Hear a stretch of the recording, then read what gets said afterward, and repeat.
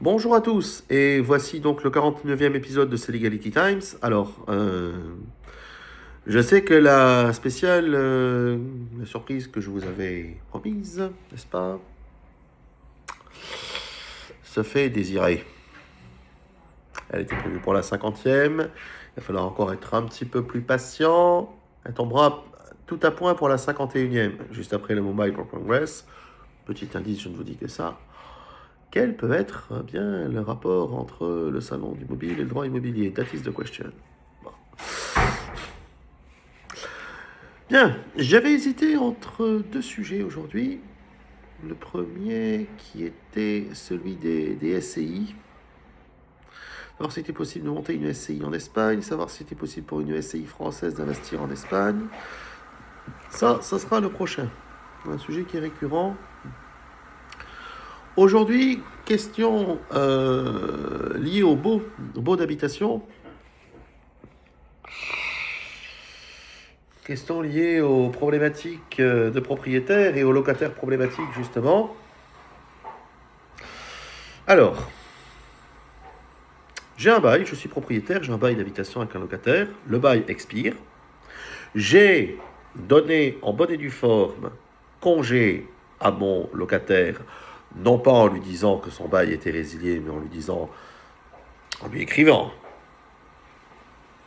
par l'RAR en France ou par voie de burofax en Espagne. Parce que la problématique est la même pour le coup, en droit français et en droit espagnol. Pour une fois, on contredira Blaise Pascal. Vérité en deçà des Pyrénées, vérité au-delà. Ou erreur en deçà des Pyrénées, erreur au-delà. Je lui ai donné congé, le bail expire, et il fait sa tête de cochon et refuse de partir. Ça arrive souvent. Alors, qu'est-ce qui se passe? Que dit la loi? Alors, la loi se contredit. On n'a plus à une contradiction près, vous me direz. D'abord, parce que, bon, vous êtes beaucoup à me dire, ouais, mais le problème est tout résolu. Il n'a plus de bail, il n'est plus chez lui, il est sans droit ni titre. Eh ben, je change les serrures, et puis ben, s'il faut l'expulser un peu manu militari, je le fais, et puis si on doit appeler les flics, eh ben, on appellera les flics, et puis c'est lui qui délogeront, et puis basta cosy. Oh, que nenni. C'est pas du tout comme ça que ça se passe. Malheureusement. Très malheureusement. Alors, la loi ne vous contredit pas sur le point, d'ailleurs, c'est la même chose en droit français, en droit espagnol, en tout point, on verra, hein. Il y a juste un point qui va différer, c'est la fameuse trêve hivernale, puisque la trêve hivernale, les expulsions, y compris en matière de sans droit ni titre, s'applique pour les locataires se maintenant lorsque le bail est résilié.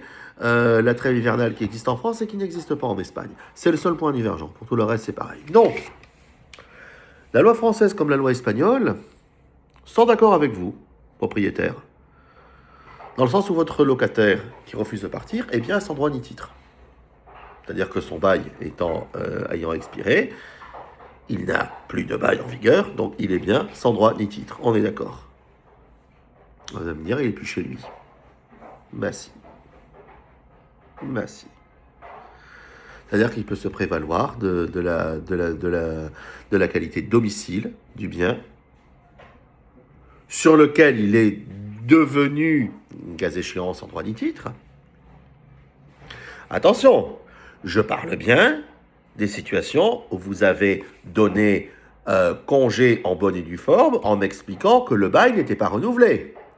Je ne parle pas des situations où vous avez juste un tout petit peu oublié de dire à votre locataire que vous ne renouvelliez pas le bail, ou vous ne l'avez pas fait en bonne uniforme, c'est-à-dire que vous n'avez pas envoyé une LRAR, ou vous ne l'avez pas fait par voie d'huissier, enfin, bon, commissaire de justice en France, ou vous ne l'avez pas fait par burofax avec certificat de contenu en Espagne, c'est-à-dire un acte en mi-chemin entre la LRAR et l'acte d'huissier, puisqu'en Espagne, l'huissier n'existe pas, encore une fois.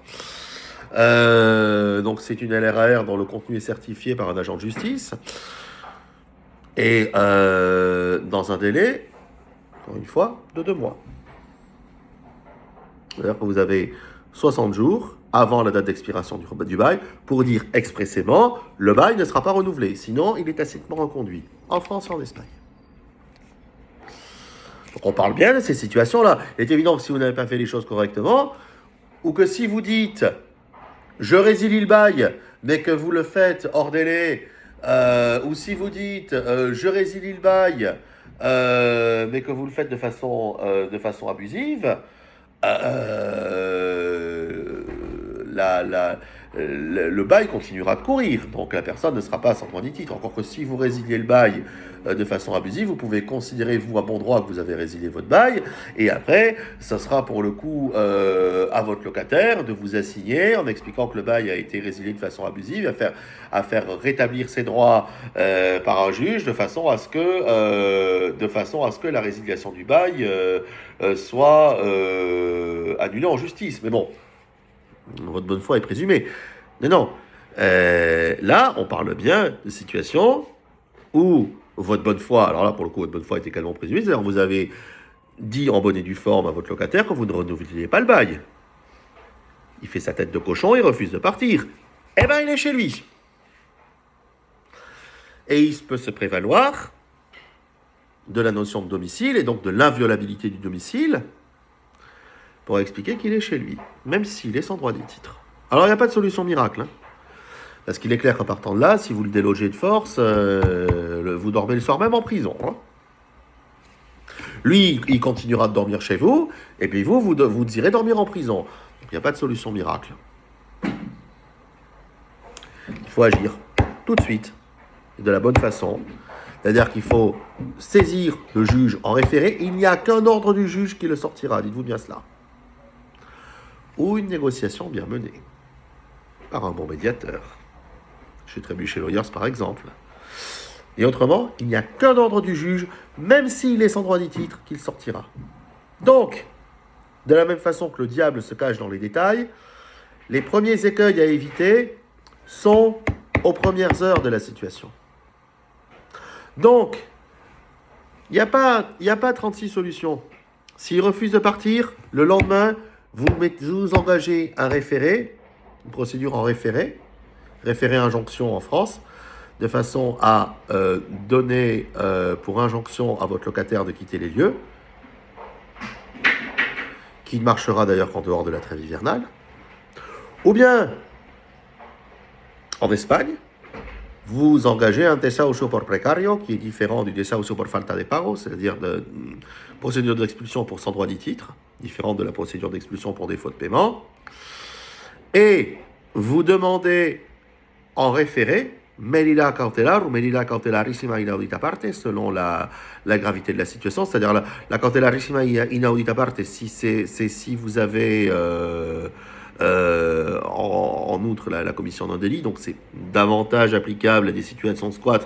Mais enfin, on peut toujours arriver, il est très très rare que ce qu'elle soit acceptée, mais enfin on peut toujours arriver à les demander de façon circonstanciée quand le locataire qui se maintient de force devient réellement problématique et commence à injurier, à menacer.